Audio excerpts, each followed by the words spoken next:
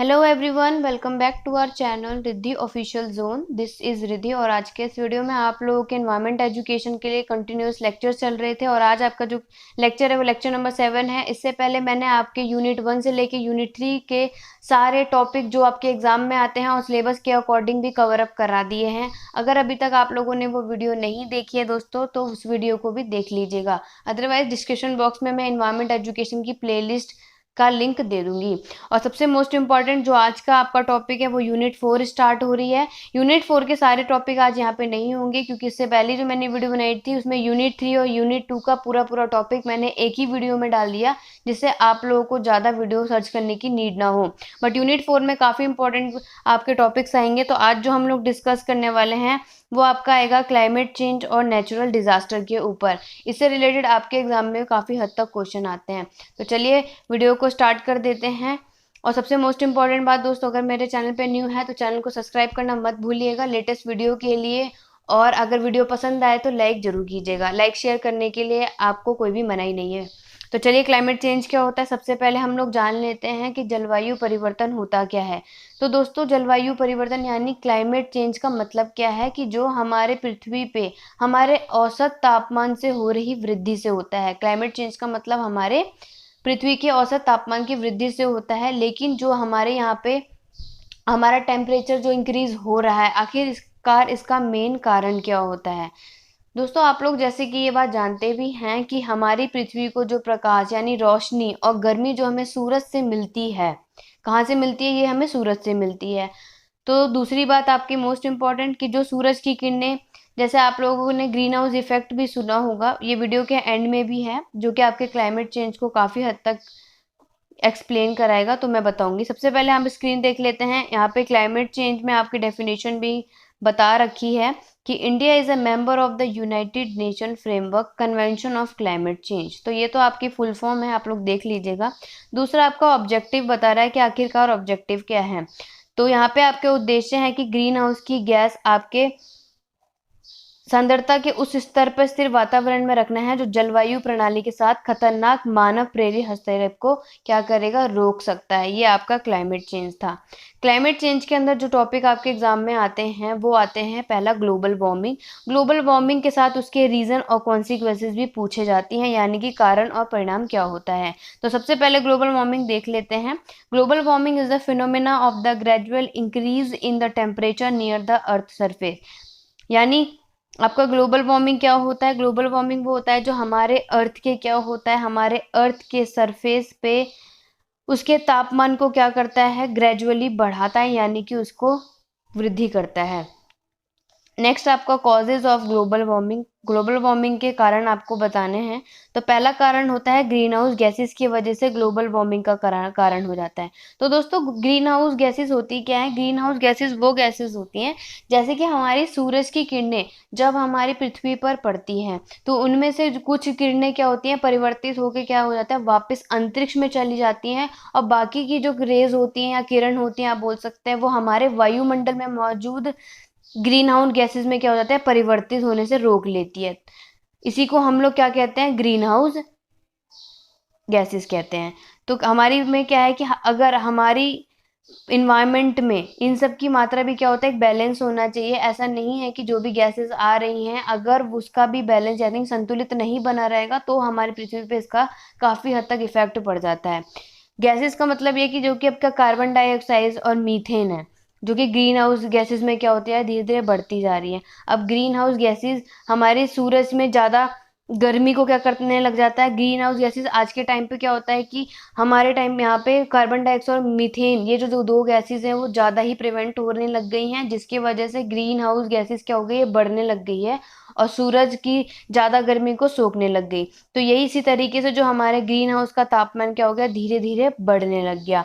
तो यह भी एक कारण आप बोल सकते हैं कि हमारा क्लाइमेट चेंज की समस्या में या क्लाइमेट चेंज को बढ़ने में एक समस्या हुई है।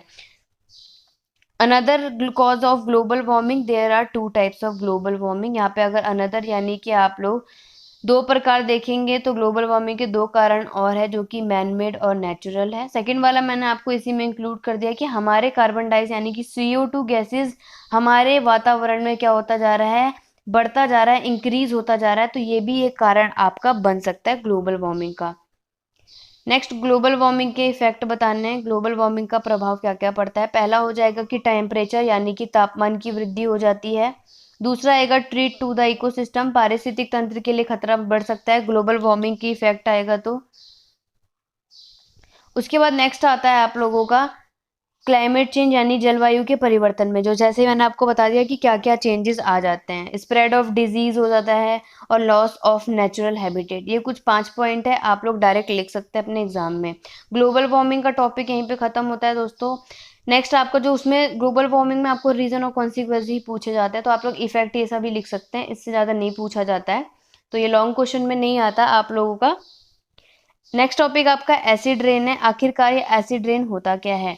The term acid rain was used by Robert young in 1872। यानी कि जो ये अम्लीय है, जिसे आप लोग एसिड रेन कहते हैं यानी अम्लीय वर्षा, इसका शब्द का प्रयोग पहली बार किसने किया था। रॉबर्ट यंग के द्वारा किया गया था 1872 में।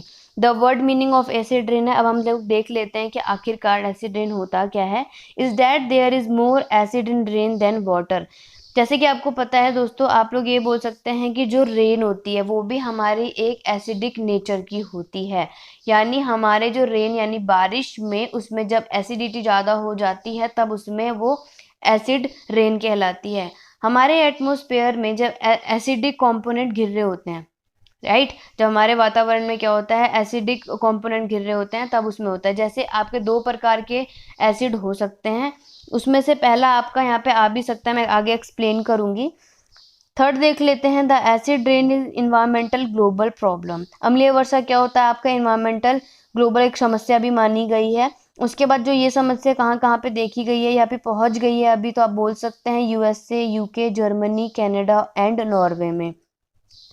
These are produced mainly by consumption of fossil fuels, smelter, power plant, automobile, exhaust, domestic fire, etc. यानी कि जो ये मुख्य रूप से आप लोग बोल सकते हैं कि ये आप लोगों के फॉसिल फ्यूल से, आपके पावर पॉइंट या फिर ऑटोमोबाइल, इन सब के घरेलू आदि के द्वारा क्या कर दी गई है, उत्पादित कर दी गई है। एसिड रेन का यहाँ पे आप लोग, मैं यहाँ पे बताइए, टाइप्स भी बोल सकते हैं और आप डिफाइन भी कर सकते हैं कि जो एसिड रेन है, अम्लीय वर्षा, वो किसका मिक्सचर है, wet and dry acidic component के। यानी कि आपके वेट में मतलब ये हो जाता है दोस्तों कि आपके यहाँ पे आप सोचेंगे कि एसिड यानी कि रेन जो होती है वो सिर्फ रेन से ही एसिडिक रेन मिलेगी, नहीं। वेट का मतलब है यहाँ पर आप लोग ये बोल सकते हैं कि बारिश से अम्लीय वर्षा का आपको पता चल गया, और इसमें द्वारा आपका फॉग भी इंक्लूड हो जाएगा, और थर्ड आपका यहाँ पे इंक्लूड हो जाएगा स्नो के जरिए। तो ये तो आपके वेट कंपोनेंट हो जाएंगे। आप इसको टाइप्स ऑफ एसिड रेन आएगा तो आप बता सकते हैं there are 2 types of acidic rain. First आता है आपका वेट और दूसरा आता है ड्राई एसिडिक कंपोनेंट। ठीक है, कंपोनेंट या टाइप्स पूछेगा तो आप लोग 2 तरीके का बता दीजिएगा। वेट में भी 3 तरीके मैंने आपको बता दिए, रेन, फॉग और स्नो, इन 3 तरीके से होता है। और ड्राई कंपोनेंट का अगर मैं आपको एक्सप्लेन कर दूं तो ड्राई में आपका एसिडेट में डस्ट के द्वारा भी एसिडिक पाया जा सकता है, या फिर आपके कोई भी गैस से, डस्ट के कोई भी पार्टिकल से और गैसेस से आपके ये एसिडिक रेन पाए जा सकते हैं। अब इसका कारण क्या क्या है। कारण है आपका नेचुरल कॉजेज, यानी कि कोई प्राकृतिक कारण है। इलेक्ट्रिक जनरेशन, दूसरा व्हीकल भी हो सकता है, और उसके बाद एग्रीकल्चर, और उसके बाद लास्ट आएगा industrial processes and consumption level. यानी कि आपका अम्लीय वर्षा होने का कारण क्या है कि आपके प्राकृतिक के कारण हो सकता है। प्रकृति के कारण दोस्तों जैसे एसिडिक रेन होते क्यों, ज़्यादा मात्रा में जब क्या हो जाने लग जाता है, आपके एसिडिक बन जाते हैं। नहीं तो नॉर्मल आपके रेन में एक तरीके से किस नेचर की होती है, एसिडिक नेचर की। तो ये 5 कारणों से आपका क्या हो सकता है, एसिडिक रेन का कारण बन सकता है। इफेक्ट क्या पड़ता है, क्या प्रभाव पड़ता है आपके एसिडिक रेन में। पहला प्रभाव पड़ता है इफेक्ट ऑन एक्वेटिक एनवायरनमेंट, यानी हमारे जितने भी एक्वेटिक वातावरण पे प्रभाव पड़ेगा। दूसरा एनिमल्स और प्लांट्स पे भी पड़ सकता है। इस पे ऑब्वियसली बात है कि अगर आपके अम्लीय वर्षा होगी, ना ही सिर्फ इस पे, इंसानों पे, हमारी खेती, इन सब पे भी बहुत ज़्यादा फर्क पड़ेगा। इफेक्ट एंड फॉरेस्ट पे, ग्लोबल वार्मिंग पे पड़ेगा। सॉइल पे यानी मिट्टी पे प्रभाव पड़ सकता है। वनस्पति कवर यानी कि वेजिटेशन पे पड़ सकता है। बिल्डिंग, इमारतों पे पड़ जाएगा। हेल्थ पे, ह्यूमन के हेल्थ पे भी इसका सबसे बड़ा इफेक्ट पड़ सकता है एसिडिक रेन का। और इसके आपका सॉल्यूशन पेपर में आप लोगों को सबसे ज़्यादा हर किसी भी टॉपिक का सॉल्यूशन, रेमेडीज, कंट्रोल जरूर करके जाइएगा, पेपर में आपका जरूर आता है। तो कंट्रोल यहाँ पे मैंने आपको बताया, तो एसिडिक रेन का सॉल्यूशन क्या है, इसका समाधान कैसे निकाल सकते हैं। सबसे पहले हम लोग क्या कर सकते हैं, जीवाश्म ऊर्जा प्रक्रिया को अनुकूलित कर सकते हैं, यानी कि उसको ऑप्टिमाइज कर सकते हैं, हम लोग एनर्जी को सेव कर सकते हैं। उसके बाद एजुकेशन, पढ़ाई, बच्चों को इस टॉपिक के अगर किसी चीज़ की नॉलेज आप लोग करवा देंगे लोगों को, आधी चीज़ें इसीलिए देश में बढ़ जाती है जब किसी को किसी चीज़ की नॉलेज नहीं होती। तो एजुकेशन के द्वारा अगर हम उन्हें शिक्षा के द्वारा सिखा देंगे तो भी एक समाधान हो सकता है किसको, एसिडिक रेन को कम करने का। उसके बाद आएगा रिड्यूस कंजप्शन लेवल, गवर्नमेंट के रेगुलेशन, सरकारी विनियमितता बनती जाए तब भी हो सकता है। और लास्ट आएगा ट्रांजिशन ऑफ रिन्यूएबल एनर्जी। तो ये आपके सॉल्यूशन हैं किसके, ऑफ एसिडिक रेन के। नेक्स्ट आपका टॉपिक आता है ओजोन लेयर।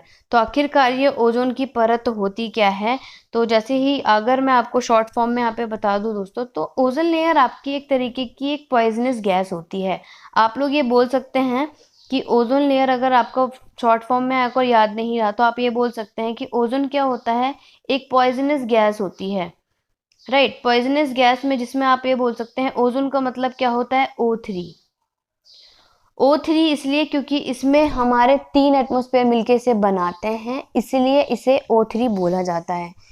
डेफिनेशन आप लोग यहाँ स्क्रीन पे देख लेंगे। The ozone layer is a region in the earth stratosphere that contain high concentration of ozone and protect the earth from the harmful ultraviolet radiation of the sun।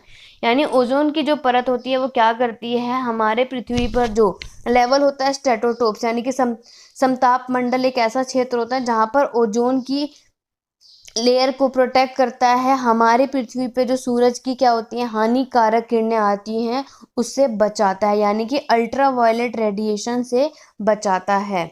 कारण क्या क्या हो सकते हैं, क्लोरोफ्लोरोकार्बन, दूसरा आएगा नाइट्रोजनियस कंपाउंड्स, ब्रोमाइन, और last आता है नेचुरल कॉजेज। ये आपके ओजोन लेयर के कारण हैं। इफेक्ट क्या पड़ता है, आपका प्रभाव देख लेते हैं। ओजोन लेयर यानी कि जैसे मैंने आपको दोस्तों बता दिया है कि अगर हमारे पर्यावरण में सूरज की रोशनी का ग्रीन हाउस इफेक्ट बताते, इससे सबसे ज़्यादा प्रभाव पड़ेगा इस पे आपके ह्यूमन के हेल्थ पे, एनिमल नहीं सिर्फ ह्यूमन के हेल्थ पे, यहाँ पे जानवरों के भी हेल्थ पे सबसे ज़्यादा प्रभाव पड़ सकता है, हमारे वातावरण पे और मेरीन के लाइफ यानी समुद्री जीवन के जितने भी चीज़ें उन सब पे प्रभाव पड़ सकता है किसके, ओजोन लेयर डिफ्लेशन होने के कारण। इसका सॉल्यूशन ये है कि plankton are greatly affected by the exposure to harmful ultraviolet rays. यानी प्लैंक्टन क्या है, हानिकारक अल्ट्रावायलेट किरणें को क्या करता है, संपर्क में बहुत प्रभावित होता है, और ये क्या करता है, higher these are the higher in aquatic food chain. If the plankton are destroyed the organism present in the lower food chain are also affected. यानी आप सॉल्यूशन के लिए ये बोल सकते हैं कि जो भी अगर यदि आपको ये बोल दिया जाए कि जो प्लैंक्टन है वो नष्ट हो जाते हैं तो जो निचले आपका फूड चेन होता है वो क्या आ जाएगा, हमारे मौजूद जितने भी जीव पर क्या करेगा, प्रभावित करेगा। पहला टॉपिक आपका यहीं क्लाइमेट चेंज इतना ही आता है। क्लाइमेट चेंज आपका लॉन्ग क्वेश्चन में नहीं आता दोस्तों, बट ये आप लोगों को शॉर्ट में और वेरी शॉर्ट में सिंगल भी पूछ लेता है, तो आप लोग इतना ही लिखिएगा। लॉन्ग में अगर आएगा तो डायरेक्ट क्लाइमेट चेंज के बारे में बोलेगा और ब्रीफली में बोलेगा, तो आप सारे के सारे टॉपिक इसमें एक्सप्लेन कर सकते हैं। सेकेंड टॉपिक आता है आपका नेचुरल डिजास्टर के ऊपर, जिसमें आपका मोस्ट इंपॉर्टेंट सारे के सारे टॉपिक हैं। आप लोग देख सकते हैं कि नेचुरल डिजास्टर में क्या क्या आता है। फ्लड हो गया, आपके अर्थक्वेक हो गए यानी कि आपका भूकंप से रिलेटेड, साइक्लोन हो गया, चक्रवात साइक्लोन आप लोग देख सकते हैं। लैंड स्लाइड है यानी कि जमीन जब खिसक जाती है, और यहाँ पे आप लोगों का ये सारी चीजें हैं, वोल्केनोज, ये सारे के सारे किस में आते हैं, नेचुरल डिजास्टर। वेरी शॉर्ट का एक क्वेश्चन बन जाता है कि यहाँ पे आपको नेचुरल डिजास्टर के 2 नाम बताने, तो आप इनमें से कोई सा भी 2 नाम लिख सकते हैं इजीली से। चलिए 1 बाय 1 करके देख लेते हैं इसको एक्सप्लेन करके। तो आखिरकार नेचुरल डिजास्टर क्या होता है, सबसे पहले इसकी डेफिनेशन देख लेते हैं। Natural disaster is a major adverse event resulting from natural processes of the earth. यानी कि ऐसी नेचुरल यानी प्राकृतिक आपदा है जो कि हमारे पृथ्वी पर हमारे सारे के सारे नेचुरल प्रोसेसेस को क्या करती है, एक बड़ी प्रतिकूल घटना करती है। जैसे कि आप लोग बोल सकते हैं नेचुरल डिजास्टर में क्या होता है, पहली चीज एग्जांपल में आएगी फ्लड।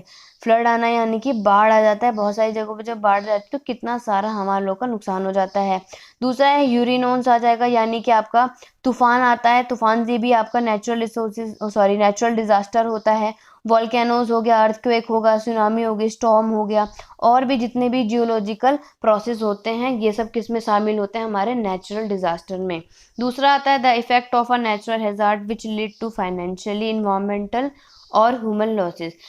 यानी हमारे प्राकृतिक खतरे का सबसे बड़ा प्रभाव ये पड़ता है कि जो आपका फाइन इन्वायरमेंटल है उसका मानव पे सबसे ज़्यादा हानि पड़ती है। कोई सा भी आपका नेचुरल डिजास्टर होगा उसमें सबसे ज़्यादा सबसे ज़्यादा लॉस किससे होता है, ह्यूमन को लॉस होता है, हमारे पर्यावरण को। Natural event that kill people और डैमेज प्रॉपर्टी और द इन्वायरमेंट, ये जो आपका नेचुरल डिजास्टर है ये सारी की सारी किसे बोलते हैं, इन्हें प्राकृतिक घटनाएं होती हैं जो लोगों को इसमें मारती भी हैं और उनकी चाहे जितनी भी संपत्ति आप बोल सकते हैं उनके सब संपत्ति यानी प्रॉपर्टी को डैमेज कर देती है और उनको नुकसान पहुंचाती है।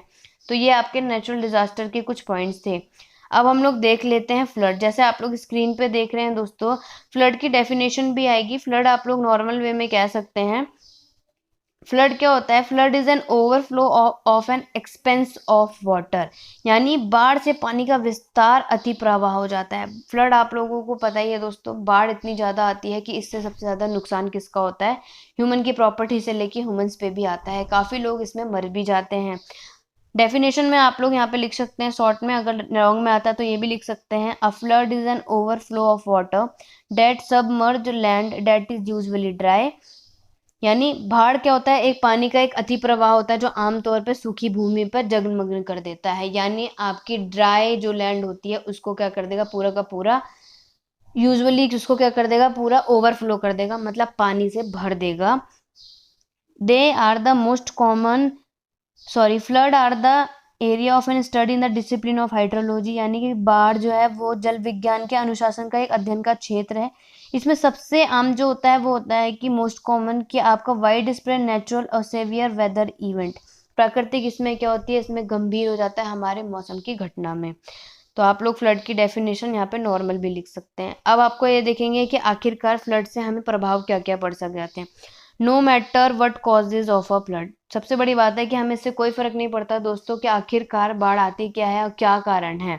हमें इतना पता है कि बाढ़ आने से बहुत सारा इसमें क्या हो जाता है, हमें बहुत ज़्यादा हमारी कम्युनिटी हमारे समुदाय पे बहुत ज़्यादा फर्क पड़ता है, सब कुछ हमारा विनाश हो जाता है। और वास्तव में आप देख सकते हैं कि कई खतरनाक तरीके का बाढ़ होता है जो कि आपका डेंजरस पड़ता है, जो कि हमें इफेक्ट करता है। Beside physical danger flood also cause economic and social trauma, मतलब आप ये कह सकते हैं कि जो फ्लड होता है यानी बाढ़ जो है वो शारीरिक खतरे के अलावा सिर्फ फिजिकल ही नहीं आपको डेंजर पहुंचाता है, बल्कि आपको आर्थिक और सामाजिक समस्या भी इसमें पैदा होती है। We will cover the most common flood effect, हम लोग कुछ मोस्ट कॉमन हम लोग फ्लड के प्रभाव को कवर करेंगे। उसमें से पहला आता है लॉस ऑफ लिव, जैसे कि आपको पता है जन हानि। आप लोग बोल सकते हैं कि सबसे ज़्यादा इसमें हानि होगा फ्लड के आने से, कि काफ़ी लोग इसमें मर जाएंगे, काफ़ी लोगों की इसमें डेथ हो जाएगी। दूसरा आएगा प्रॉपर्टी डैमेज, फ्लड आने से क्या होगा, जितनी भी प्रॉपर्टी लोगों के द्वारा बनाई गई है उन सब के सब संपत्ति का नुकसान हो जाएगा। और आपका आएगा इकोनॉमिक फैक्ट, यानी कि आर्थिक तथ्य आ जाएगा। लोगों के पास जब उनकी प्रॉपर्टी डिस्ट्रॉय हो जाएगी या फिर उनकी फैमिली का लॉस हो जाएगा तो दोस्तों इकोनॉमिक पर सबसे ज़्यादा उनका प्रभाव पड़ेगा। नेक्स्ट आता है causes of floods, main reason है कि आखिरकार बाढ़ का कारण क्या होता है। तो उसमें से आप लोग वेरी शॉर्ट में आए तो ये 4 पॉइंट आप इजीली लिख सकते हैं। अदरवाइज जो डायग्राम मैंने बनाया है इस तरीके से आप लोग एग्जाम में शो कर दीजिएगा। पहला कारण है इंक्रीज्ड अर्बनाइजेशन, यानी शहरीकरण का बढ़ना आपका एक बाढ़ आने का कारण बन सकता है। दूसरा है बैड फार्मिंग प्रैक्टिस, खराब खेती के अभ्यास के कारण भी आपका ये रीज़न होता है। फोर्थ है डिफॉरेस्टेशन, वनों की कटाई की वजह से और फ्लैश फूड की वजह से। ये 4 कारण आप लोग वेरी शॉर्ट में लिख सकते हैं। अगर आपका वेरी शॉर्ट आता है तो आप लोग इसी तरीके से आंसर लिख सकते हैं। मेन जो कारण है यहाँ पे जो मैंने डायग्राम के थ्रू समझाए हैं, तो ये सारे के सारे कारण आप लोग देख लीजिएगा कि आपके ड्रेनेज की वजह से, कैचमेंट साइज की वजह से, आपकी वनस्पति हो गई, भूविज्ञान हो गया या मौसम संबंधी, ये सारे के सारे रीज़न क्या होते हैं, ये सारे के सारे हमारे बाढ़ के क्या होते हैं, कारण होते हैं। ये कुछ आप लोग पॉइंट और डायग्राम के थ्रू अच्छे से कर लीजिएगा। अब एडवांटेजेस और डिसएडवांटेजेस देख लेते हैं कि लाभ और बाढ़ के आखिरकार नुकसान क्या है और फायदे क्या हैं। Flood can carry benefit to an environmental as well as drawback, यानी बाढ़ एक पर्यावरण के साथ साथ कमी के साथ साथ लाभ भी ला सकती है। ऐसा नहीं है कि सिर्फ बाढ़ से हमें नुकसान ही होता है दोस्तों, फ्लड आने से कुछ उसके नुकसान है तो कुछ फायदे भी होते हैं। Rich fertile alluvium can be accumulated in agricultural areas by flooding, यानी बाढ़ से क्या हो जाएगा, हमारे जितने भी एग्रीकल्चर के एरिया हैं यानी कि कृषि क्षेत्र जितने भी हैं वो सब आपके इंक्रीज हो जाएंगे, राइट। और हमारे flood water will also replenish channel for irrigation, और बाढ़ के पानी से क्या हो जाता है, हमारे चैनलों की भरपाई से सिंचाई भी कर देता है। और ऑन द अदर हैंड अगर हम दूसरी तरफ ये बात देखें तो आपका यहाँ पे नुकसान क्या क्या है कि यहाँ पे will damage food resources, homes and transport service, और दूसरी ओर आप देखेंगे कि हमारे घर को, हमारे ट्रांसपोर्ट को और हमारे फूड के सारे चीज़ को क्या कर देता है, नुकसान कर देता है। तो ये आपके मिक्स है जिसमें आपके लाभ और नुकसान बता दिए हैं किसके, फ्लडिंग के। नेक्स्ट देख लेते हैं, there are many benefits of flooding despites its immediate ill effect for the farmer and the people in the agriculture sector, it help them in long run by providing the nutrient to the soil they were lacking, यानी इसमें ये बोला गया है दोस्तों कि आपको यहाँ पर बहुत सारे बेनिफिट भी दिए गए हैं, यानी कुछ आपके लाभ भी हैं जिसमें आपके किसान के और उनकी खेती के क्षेत्र के लोगों के लिए होता है कि लंबे समय तक उनकी मिट्टी क्या हो जाती है, पोषक तत्व प्रदान करने में मदद करती है, और जितनी भी कमी थी वो क्या करते हैं, मिट्टी को अधिक उपजाऊ बना देती है और उनके कृषि के उत्पादन को इंक्रीज करती जाती है। नेक्स्ट आपका जो हैगा वो है यानी कि ये वाला पॉइंट आप लोग बोल सकते हैं एडवांटेजेस में आता है। The nutrients are also added to the river and the lakes, यानी कि जो हमारे जितनी भी नदियाँ और झील होती हैं उसमें क्या मिल जाते हैं, तो पूरे के पूरे पोषक तत्व मिल जाते हैं। वे मछलियों के स्वास्थ्य पे भी सुधार कर सकते हैं जिनका सेवन हम कर सकते हैं, लाइक।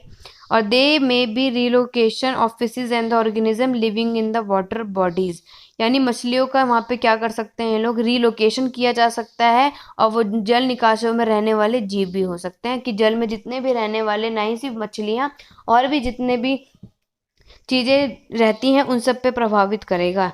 नेक्स्ट है आपका more people drown in their car in the flood than anywhere else, यानी कि बाढ़ में कहीं और से ज़्यादा लोग क्या करते हैं, कारों में ही डूब जाते हैं। ऐसा नहीं है कि लोग घर में हैं तब बाढ़ आ रही तो डूब जाते हैं, कई कई लोग तो क्या होता है गाड़ी में रहते हैं उस तब डूब जाते हैं। और तूफान भी बिजली की लाइन से नीचे गिरा सकते हैं, और बिजली की गहराई क्या होती है, पानी के जरिए सफ़र कर सकती हैं। तो ये भी आप लोगों का एक डिसएडवांटेज है फ्लड आने का कि आपकी इलेक्ट्रिसिटी का जो भी कोई वायर है या फिर कहीं पर भी कुछ है वो अगर कनेक्ट हो जाएगी पानी से तो उससे भी आपका क्या हो जाएगा, एक डिसएडवांटेज पाया जा सकता है। नेक्स्ट आपका टॉपिक आता है भूकंप का, यानी कि अर्थक्वेक। अर्थक्वेक क्या होता है, आप नॉर्मल बोल सकते हैं। अर्थक्वेक वो होता है जब हमारी पृथ्वी की दोनों प्लेटें क्या होती हैं, वाइब्रेट करने लग जाती हैं या फिर शेक करने लग जाती हैं, उसे हम अर्थक्वेक कह सकते हैं। जैसे अगर आप लोग यहाँ पे देख रहे हैं, अर्थक्वेक की प्लेट हमारी नॉर्मल है और जब वो शेक करके आगे और पीछे आ जाती है तो ये अर्थक्वेक का कारण हो सकता है। और आप लोग यहाँ पे जीआईएफ भी अच्छे से देख रहे होंगे दोस्तों कि भूकंप आने से कितना ज़्यादा प्रभाव पड़ता है। नेक्स्ट है अर्थक्वेक आने का कारण क्या है। पहला है इरप्शन ऑफ वोल्केनोज, यानी जब ज्वालामुखी हमारी विस्फोट होती है, इसके कारण भी हमारा अर्थक्वेक आने का एक कारण हो सकता है। दूसरा है when an asteroid collides with the earth atmosphere, यानी कि जब एक एस्ट्रॉयड पृथ्वी पे क्या करता है, टकरा जाता है, तब भी अर्थक्वेक आने का एक कारण हो जाता है। नेक्स्ट है under the earth crust there were a nuclear blast, पृथ्वी पे क्या होता है, जो हमारा न्यूक्लियर अर्थ का क्रस्ट होता है उसके नीचे हमारा न्यूक्लियर ब्लास्ट होने की वजह से भी हमारा अर्थक्वेक होने का या अर्थक्वेक आने का एक मेन रीज़न हो सकता है। इसके इफेक्ट क्या है, प्रभाव क्या पड़ सकता है। प्रभाव ये होता है कि लैंड शेकिंग करती है। अर्थक्वेक देखा होगा दोस्तों, जो आपने फील किया होगा कि भूमि आप लोगों की क्या होती है, शेक करने लग जाती है। Surface faulting, ground collapse and less frequently tsunami और ऑल्सो कॉन्सिक्वेंस ऑफ अर्थक्वेक, यानी आपको यहाँ पे बोला गया है कि सुनामी भी आपका एक किसका, अर्थक्वेक का एक कॉन्सिक्वेंस यानी कि कारण माना गया है। प्रोटेक्शन भी किया जा सकता है दोस्तों। अर्थक्वेक में आपके यहाँ पे भूकंप की काफ़ी सुरक्षा भी है, तो आपके क्वेश्चन में पूछा जाता है तब आप ये नॉर्मल सा लिख सकते हैं कि अर्थक्वेक आर अनप्रिडिक्टेबल। अर्थक्वेक यानी भूकंप क्या होता है, एक अनप्रिडिक्टेबल होता है। To cover yourself in the event of an earthquake, आप लोग क्या कर सकते हैं कि खुद को कवर कर सकते हैं। अब वो क्या क्या कैसे कर सकते हैं और कुछ कौन से प्रिकॉशन का आपको ध्यान रखना चाहिए, चलिए उसे देख लेते हैं। पहला आप लोग कर सकते हैं कि buildings in earthquake area should be design in such a way that they are withstand large tremor. भूकंप वाले इलाके में इमारतों इस तरीके से डिजाइन किए जाने चाहिए कि इसके प्रिकॉशन, ऐसे ऐसे प्रिकॉशन अगर हों तो भूकंप आने पर भी काफ़ी हद तक बचा जा सकता है। तो उनमें से मेन आपको प्रिकॉशन बोल दिया गया है कि जहाँ पर भी सबसे ज़्यादा भूकंप आने के कारण होते हैं, यानी इन 3 रीज़न की वजह जो मैंने पीछे बताए थे, उस एरिया पे आपको क्या करना चाहिए, ऐसी इमारतें बनाई जानी चाहिए, डिज़ाइन कर दी जानी चाहिए जहाँ पर वो झटके झेल सके।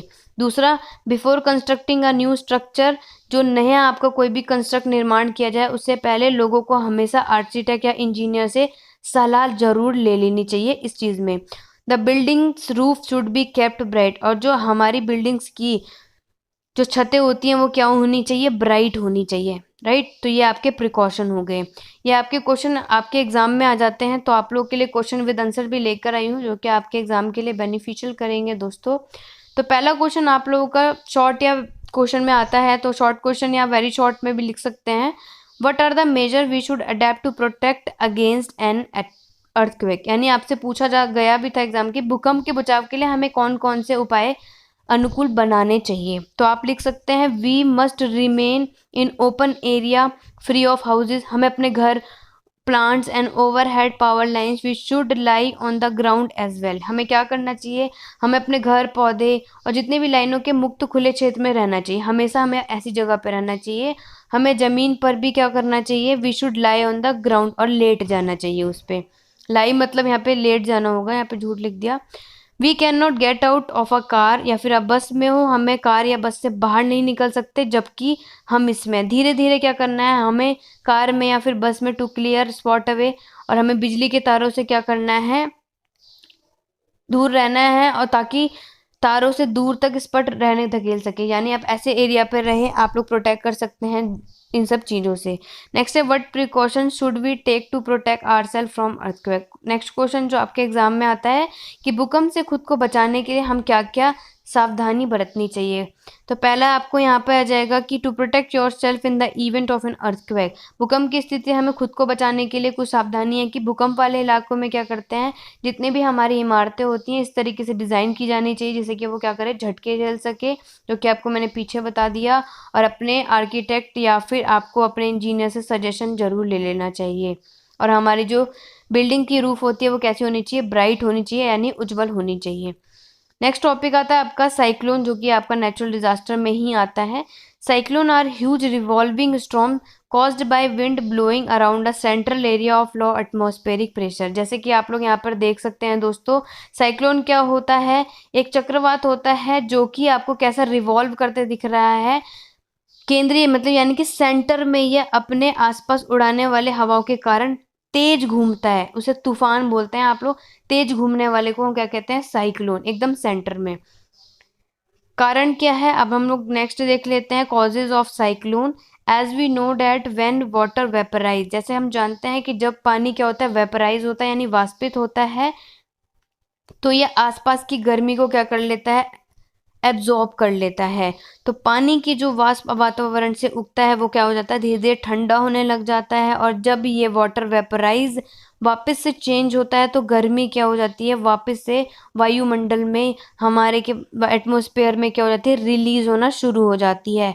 This warm the air around it, इससे चारों ओर की हवा क्या हो जाती है, गर्म होने लग जाती है। तो ये आपका साइक्लोन होने का एक कारण है। नेक्स्ट आपका टॉपिक आएगा green house effect. Green house effect आप लोगों का मोस्ट इम्पॉर्टेंट है, और ग्रीन हाउस इफेक्ट जैसे कि मैंने दोस्तों आपको समझाया भी है, सब जैसे आप लोग यहाँ पे GIF देख रहे हैं कि हमारी पृथ्वी पर जो सूरज की किरणें पड़ रही हैं, हमारी पृथ्वी पर जो सूरज की किरणें पड़ती हैं, उनके कुछ किरणें क्या होती हैं, जो जो हमारी कुछ किरणें जो यहाँ पे आप लोगों को रेज दिख रही हैं वो क्या होती हैं, परिवर्तित होकर वापस क्या करती हैं, हमारी अंतरिक्ष में चली जाती है। बाकी जो किरणें होती है वो हमारे जो यहाँ पे अर्थ के आसपास, जैसे आप लोग देख सकते हैं कि हमारे अर्थ के आसपास जो ये लेयर बनी हुई है यहाँ पर, तो ये लेयर क्या करती है, हमारे वायुमंडल में मौजूद ग्रीन हाउस गैसेस में परिवर्तन होने में रोक लेती है। तो ये हमारे पृथ्वी पर जो भी हमें लाइट मिलती है वो हमारे ग्रीन हाउस इफेक्ट से हमें फ़र्क नहीं पड़ेगा इन सब की चीज़ों से, क्योंकि सन की डायरेक्ट रेज हमारे लिए डेंजर भी हो सकती है। क्योंकि ग्रीन हाउस गैसेस अगर ज़्यादा होती हैं तो उससे क्या हो जाएगा, सूरज की गर्मी क्या हो जाएगी, धीरे धीरे सोखने लग जाती है और ग्रीन हाउस का तापमान इससे जल्दी बढ़ने लग जाता है। तो यहाँ पे आप लोग डेफिनेशन देख सकते हैं, green house is a process by which radiation from the sun are absorb by the green house gases and not reflected back into space. This insulate the surface of the earth and prevent it from freezing. यानी green house effect एक तरीके का वो process होता है जिसके द्वारा सूरज की जो विकिरणें ग्रीन हाउस गैसेस द्वारा क्या कर ली जाती हैं, एब्जॉर्ब कर ली जाती हैं और अंतरिक्ष में वापस इसे परिवर्तित नहीं भेज यानी रिफ्लेक्ट नहीं करती। जब तो ये क्या करती है, पृथ्वी की सतह पे इसे बचाता है और ठंड से रोकता है। जैसे कि दोस्तों आप लोगों को पता है ग्रीन हाउस इफेक्ट में कि अगर हमारे पृथ्वी पे सेम टेम्परेचर हुआ, क्लाइमेट चेंज में आप लोग ये बातें भी लिख सकते हैं कि अगर क्लाइमेट चेंज के अकॉर्डिंग अगर हम कोई चेंज नहीं आएगा हमारी पृथ्वी में, अगर सिर्फ ठंड रहने लग जाएगी तो लोग उससे भी काफ़ी ज़्यादा प्रभाव होने लगेगा, ज़्यादा ठंड में भी लोग नहीं रह सकते। चलिए नेक्स्ट देख लेते हैं कि ग्रीन हाउस इफेक्ट के कारण क्या है। बर्निंग ऑफ फॉसिल फ्यूल यानी कि जीवाश्म ईंधन का जलना भी आपका ग्रीन हाउस इफेक्ट हो सकता है। डिफॉरेस्टेशन, फार्मिंग, इंडस्ट्रियल के वेस्ट और जितने भी आपके लैंडफिल हैं ये सब आपके किसके हो जाएंगे, ग्रीन हाउस इफेक्ट के कारण हो जाते हैं। अब हम लोग इसके प्रभाव देख लेते हैं कि क्या क्या प्रभाव पड़ता है ग्रीन हाउस इफेक्ट के। पहला आता है ग्लोबल वार्मिंग, दूसरा आता है depletion of ozone layer, smoke and air pollution और एक्सीडेशन ऑफ वाटर बॉडीज, जल निकाय के अम्लीकरण पे प्रभाव पड़ता है। एक्सटर्नल सोर्स ऑफ एनर्जी आप लोग देख रहे हैं कि हमारी पृथ्वी पे कैसे सूरज की किरणें आ रही हैं और वो कौन सी रिफ्लेक्ट होकर बाहर चली जा रही है। तो आई होप दोस्तों आप लोगों को आज की वीडियो पसंद आई होगी और आप लोगों को काफ़ी हद तक बेनिफिशियल हो तो लाइक ज़रूर कीजिएगा दोस्तों। और ईवीएस की अभी 2-4 वीडियो आपके लिए और आएंगी, 2-4 से भी ज़्यादा हो सकती है क्योंकि यूनिट 4 के अभी जो नेक्स्ट टॉपिक आएगा वो आपका पॉल्यूशन के सारे टाइप जो कि आपके लॉन्ग क्वेश्चन में आता है। तो अगर वो वीडियो अगर आपको देखनी है और आप तक नोटिफिकेशन पहुंच जाए, सब्सक्राइब जरूर कर दीजिएगा मेरे चैनल को। तो आज की वीडियो बस इतनी ही दोस्तों, नेक्स्ट वीडियो पे मिलती हूँ। Thank you for watching.